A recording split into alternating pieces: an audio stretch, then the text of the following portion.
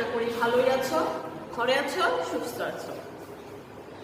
Rajabari school and কলেজের পক্ষ থেকে আমি এখন তোমাদের অনলাইনে ক্লাস করব। আমি রাহিমা আক্তার নিপা, সহকারী শিক্ষক, Rajabari school and college, Raniganj, Dhaka. Rajabari school and কলেজের পক্ষ থেকে অনলাইন ক্লাসে সবাইকে স্বাগত। আজকে আমরা যে বিষয়টা নিয়ে আলোচনা করব সেটা হচ্ছে হিসাব বিজ্ঞানের দ্বিতীয় অধ্যায়। আলোচনার বিষয় হচ্ছে লেনদেন। লেনদেন যদি আমরা না চিনি তাহলে আমাদের হিসাব সমীকরণের অঙ্ক আমরা বুঝবো না। লেনদেন কি লেনদেন না সেটা আমরা বুঝবো না। তাহলে আমাদের শুরুতেই জানতে হবে লেনদেনটা কি। তাহলে চলো আমরা আজকে একটু লেনদেন নিয়ে আলোচনা করি। লেনদেন অর্থের অঙ্কে পরিমাপযোগ্য ঘটনা যা ব্যবসায়ী আর্থিক পরিবর্তন করে সেই সমস্ত ঘটনাকে লেনদেন হিসাবে লিপিবদ্ধ করতে হয়। তাহলে আমার কথার মধ্যে কি কি আসলো দেখো, আর্থিক অঙ্কের মাধ্যমে পরিমাপযোগ্য এমন কোনো ঘটনা এবং আর্থিক অবস্থার অবশ্যই পরিবর্তন হবে দুটি পক্ষে, সেই সকল ঘটনাই হচ্ছে লেনদেন। দেখেন এখন আমরা উদাহরণস্বরূপে যাই যে সীমান্ত ট্রেডার্স এর নিকট থেকে, দেখো আমি একটা উদাহরণ দেখাই। সীমান্ত ট্রেডার্স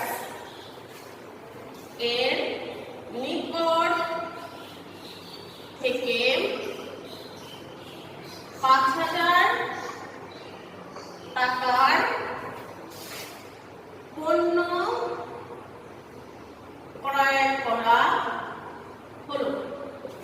সেক্ষেত্রে এটা কি লেনদেন না লেনদেন না, আমরা এটা কিভাবে চিনবো? দেখো সীমান্ত ট্রেডার্স এর নিকট থেকে ৫,০০০ টাকার পণ্য ক্রয় করা হলো, তাহলে আমাদের অঙ্কটা কি, এই ঘটনাটা হচ্ছে নগদ অর্থের অঙ্কে পরিমাপযোগ্য। আর এই ঘটনাটা হচ্ছে দুইটা পক্ষ আছে, একটা ক্রয়, একটা হলো সীমান্ত ট্রেডার্স।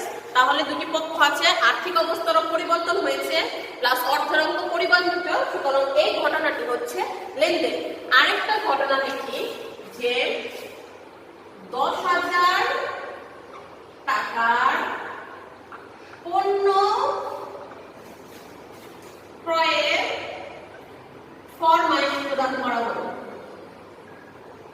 ফরমায়েশ প্রদান করা হলো। তাহলে উপরের ঘটনা আর নিচের ঘটনাটা দেখো তো, এটা ১০,০০০ টাকার পণ্য ক্রয়ের ফরমায়েশ প্রদান করা হয়েছে, কিন্তু আমরা পণ্যটা কি করি নাই, ক্রয় করি না। এক্ষেত্রে আর্থিক অবস্থার কোনোই পরিবর্তন হয় নাই, তাই নিচের ঘটনাটা আমাদের কি, আমাদের জন্য লেনদেন নয়। তাহলে তোমরা সবাই বুঝতে পারছো কোনটা লেনদেন আর কোনটা লেনদেন নয়। তোমাদের বুঝানোর সাথে আমি আর একটু বলছি। দেখো রাহুল ট্রেডার্স ৫,০০০ টাকা দিয়ে অফিসের জন্য একটি আলমারি ক্রয় করলো। আবার দোকান থেকে ফেরার পথে দুর্ঘটনায় কর্মচারী রহিম মারা গেলেন। এই দুইটা ঘটনার মধ্যে কোনটা লেনদেন আর কোনটা লেনদেন নয়, এটা তোমরা কিভাবে বুঝবা? আমি অফিসের জন্য আলমারি ক্রয় করছি, অফিস সরঞ্জাম ক্রয় করছি, নগদ টাকা চলে গেছে, এখানে দুটি পক্ষ আছে, অর্থের অঙ্কে পরিমাপযোগ্য, তাহলে এই ঘটনাটা কি, লেনদেন। আর দ্বিতীয় ঘটনা হচ্ছে রহিম দুর্ঘটনায় মারা গেছে। প্রতিষ্ঠান বা কর্মচারী, প্রতিষ্ঠানের সে কর্মচারী, কিন্তু তার ব্যবসায়িক কোনো আর্থিক কোনো ক্ষতি হয় না। এক্ষেত্রে এই ঘটনাটি কি, এই ঘটনাটি লেনদেন নয়। আশা করি তোমরা বুঝতে পেরেছ। এখন আমি একটু লেনদেনের আবেদনিক অর্থটা লিখি। লেনদেনের আবেদনিক অর্থ হচ্ছে গ্রহণ বা প্রদান। লেনদেনের আবেদনিক অর্থ হচ্ছে গ্রহণ, প্রদান। এগুলো তোমাদের এমসিকিউতে তো থাকতে পারে। তারপর হচ্ছে দেওয়া বা নেওয়া। লেনদেন হচ্ছে দুই প্রকার। লেনদেন দুই প্রকার, এগুলো এমসিকিউর মধ্যে ছোট ছোট প্রশ্ন আসবে। দুই প্রকার হচ্ছে, একটা হচ্ছে অভ্যন্তরীণ লেনদেন, আরেকটা হচ্ছে বাহ্যিক লেনদেন। তাহলে দেখো বাহ্যিক লেনদেনের কোনো অর্থনৈতিক ঘটনা দুটি পক্ষ, দুটি প্রতিষ্ঠানকে প্রভাবিত করবে। দেখার উদাহরণ দিই, যেমন একজন সরবরাহকারীর কাছ থেকে বাবুল স্টোর কর্তৃক পণ্যদ্রব্য ক্রয় ও ব্যবসা প্রতিষ্ঠান কর্তৃক বাড়িওয়ালাকে মাসিক ভাড়া প্রদান করা হলো। পক্ষান্তরে অভ্যন্তরীণ লেনদেন হচ্ছে ব্যবসা শুধু অভ্যন্তরীণ অবস্থাকে প্রভাবিত করে, যেমন মেশিনারি ব্যবহারের ফলে অবচয় বা মুনাফা। অভ্যন্তরীণটা হচ্ছে যেমন অবচয়, একটা জিনিস বছরের পর বছর ব্যবহার করার ফলে যে ক্রমান্বয়ে যে ঘাটতি দেখা যায় সেটা হচ্ছে অবচয়, সেটা হচ্ছে অভ্যন্তরীণ লেনদেন। আর বাহ্যিক লেনদেন হচ্ছে যেটা পণ্যদ্রব্য ক্রয় বা ব্যবসায়িক প্রতিষ্ঠানের ক্ষেত্রে যে বাহিরের ভাড়া দিতে হবে, কর্মচারী বেতন দিতে হবে, এগুলো হলো বাহ্যিক লেনদেন। নগদ টাকার আদান প্রদান বা বাকিতে ক্রয় বিক্রয় ছাড়াও সেবা আদান প্রদানের মাধ্যমে লেনদেনের উদ্যোগ হতে পারে। মিসেস মাহবুবা কাজের বিনিময়ে 2000 টাকার বেতন দেওয়া হলো, ঘর ভাড়া দেওয়া হলো 3000 টাকা পাওয়া, তারপর এটাও লেনদেন। আবার অদৃষ্টভাবেও কিন্তু লেনদেন সংঘটিত হয়। অর্থের আদান প্রদান বা অর্থের অঙ্কের মাধ্যমে বা পরিমাপযোগ্য কোনো ঘটনা বা সেবা আদান প্রদানের মাধ্যমে প্রতিষ্ঠানের আর্থিক অবস্থার পরিবর্তন ঘটলে কেবলমাত্র ওই সমস্ত ঘটনা বা আদান প্রদানকে লেনদেন বলা হয়। বস্তু দ্রব্য সামগ্রী ও সেবা কর্মের বিনিময়ের ফলে কোনো ব্যক্তি বা প্রতিষ্ঠান ব্যবসার আর্থিক অবস্থার পরিবর্তন ঘটলে লেনদেনের সৃষ্টি হতে পারে। এখন লেনদেন কিভাবে সৃষ্টি হয় আমরা সেটা দেখব। তোমরা একটা জিনিস দেখবা, অনেক সময় এমসিকিউর ভিতরে আসে সকল ঘটনা কি লেনদেন না লেনদেন নয়।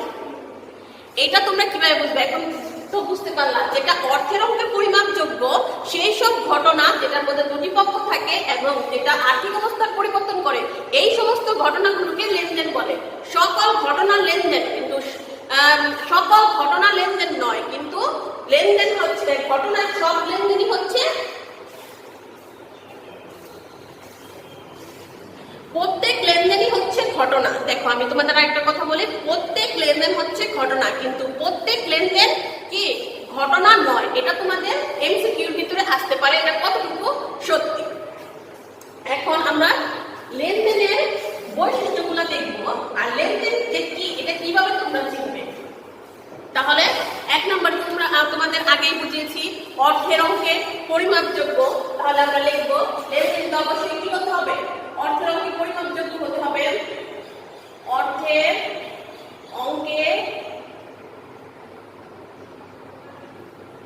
পরিমাপযোগ্য হতে হবে। দুটি পক্ষ থাকতে হবে, দুটি পক্ষ থাকতে হবে। আর্থিক অবস্থার পরিবর্তন হবে।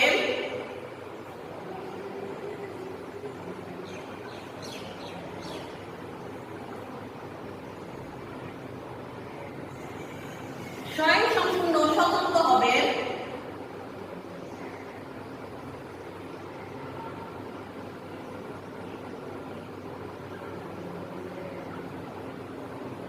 মানে প্রত্যেকটা লেনদেন আলাদা আলাদা হবে। তারপর হচ্ছে ঐতিহাসিক ঘটনা।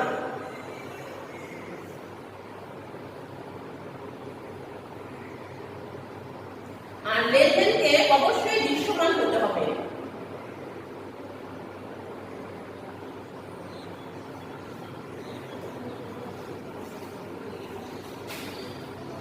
হিসাব সমীকরণের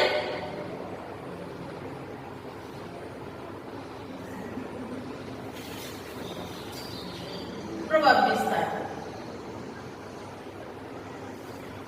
তাহলে দেখো লেনদেনকে কি লেনদেনকে আমরা কিভাবে চিহ্নিত করব? লেনদেনের অবশ্যই অর্থের পরিমাপযোগ্য হতে হবে, দুটি পক্ষ থাকবে, আর্থিক অবস্থার পরিবর্তন হবে, স্বয়ংসম্পূর্ণ স্বতন্ত্র থাকবে, ঐতিহাসিক ঘটনা, দৃশ্যমানতা ও কি থাকবে? হিসাব সমীকরণ দ্বারা প্রভাবিত হয় এমন থাকবে। তাহলে হিসাব সমীকরণ দ্বারা প্রভাবিত মানে সম্পদ সমান দায় আর মালিকানা সত্ত্ব এর সমান হবে। তাহলে আমরা লেনদেন একটা অঙ্কের মাধ্যমে লেনদেনকে চিহ্নিত করি। কিভাবে লেনদেন চিহ্নিত করা যায়?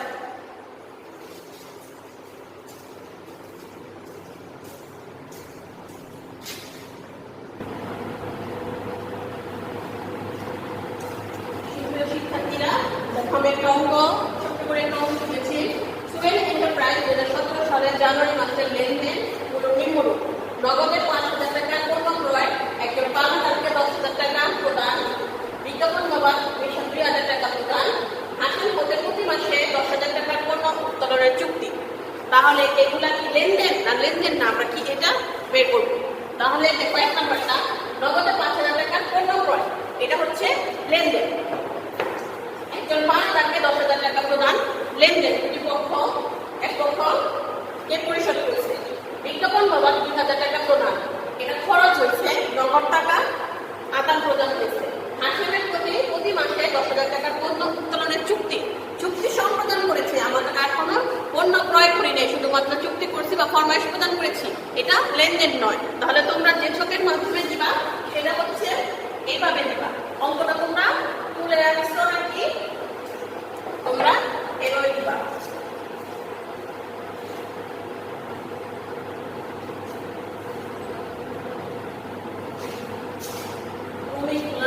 লেনদেন কিনা কারণ,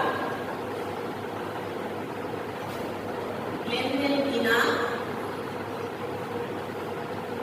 আর এখানে দিবা কমিটমেন্ট। তাহলে 1 নাম্বারটা হচ্ছে লেনদেন, এখানে দিবা লেনদেন। 2 নাম্বার হচ্ছে লেনদেন, 3 হচ্ছে লেনদেন, 4 হচ্ছে লেনদেন নয়। কারণগুলো যেভাবে দিবা, পণ্যের আর্থিক 2 নাম্বার এটা দিবা হলো পণ্য মূল্য অর্থের মাপকাঠিতে পরিমাপযোগ্য, পণ্যের মূল্য অর্থের মাপকাঠিতে পরিমাপযোগ্য।